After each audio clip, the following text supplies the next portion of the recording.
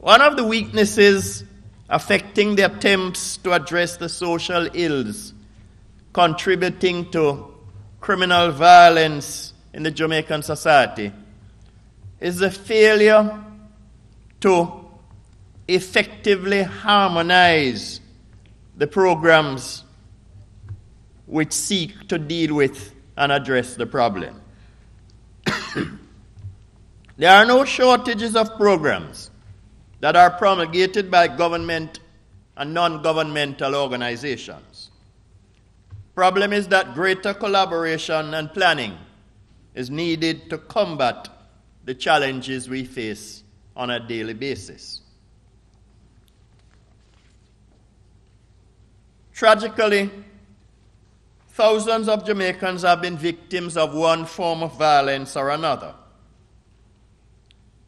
The gamut ranges from domestic violence, school violence, gang violence, violence emanating from what should be friendly rivalry in sports, politics, and entertainment.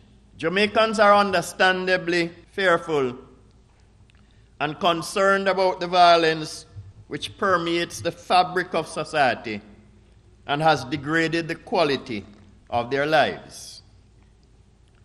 The diminished quality of life ranges from an inability to sit on the front porch in neighborhoods where gang warfare has made gunfire a common event, to the installation of elaborate security systems in suburban homes where back doors once were left open. Children in both urban and rural schools experience violence on the way to school and in the school building itself.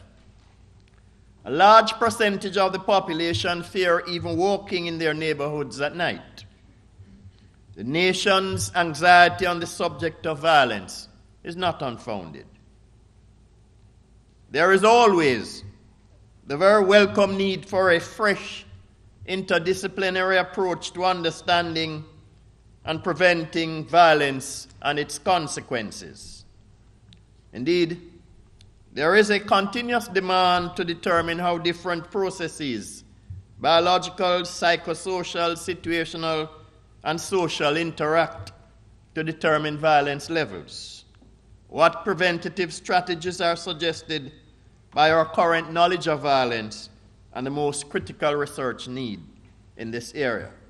Initiatives like that which we launched today can facilitate contributions to the understanding and control of violent behavior.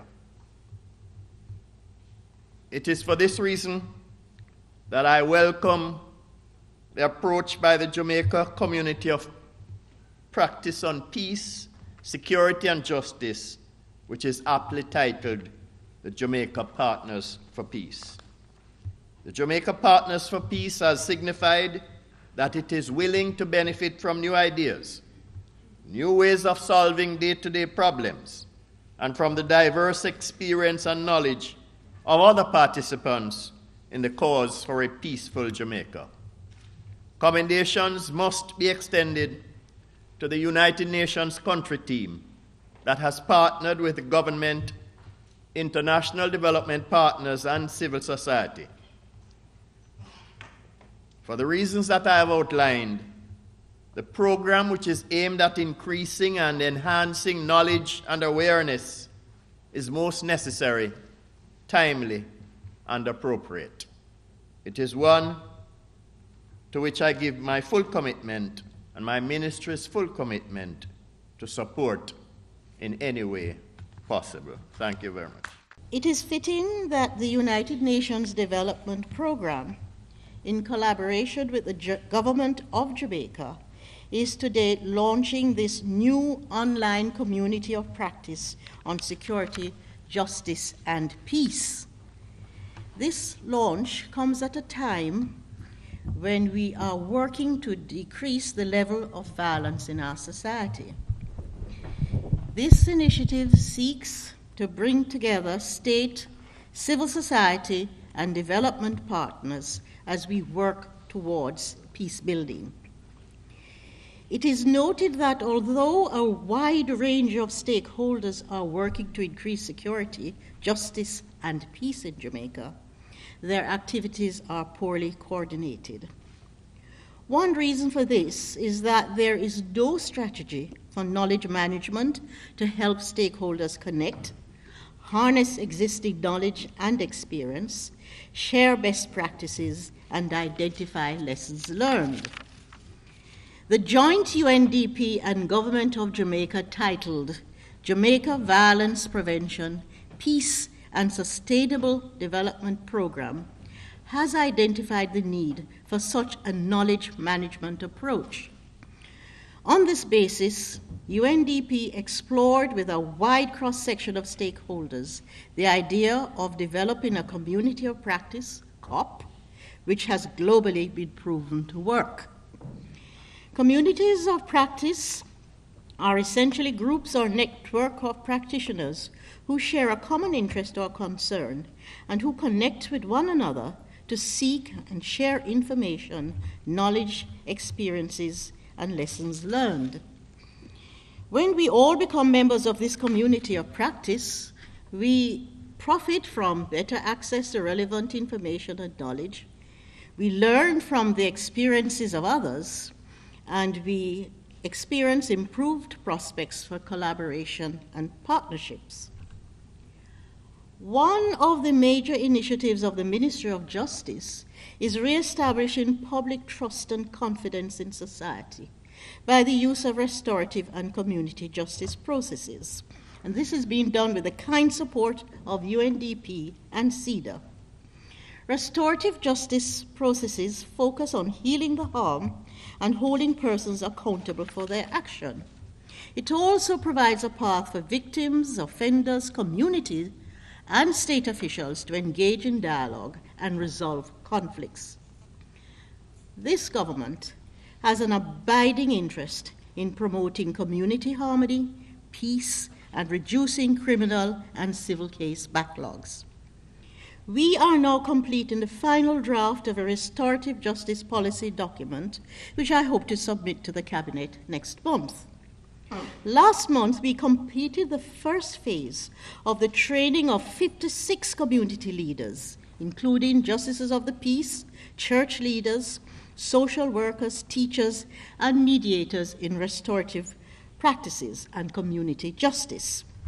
At the end of the process, we will be able to establish community justice tribunals throughout the island, which will deal at first instance with minor criminal offenses and civil disputes within the community. Community justice panels will then be formed in communities comprised of residents from the community who have been so trained.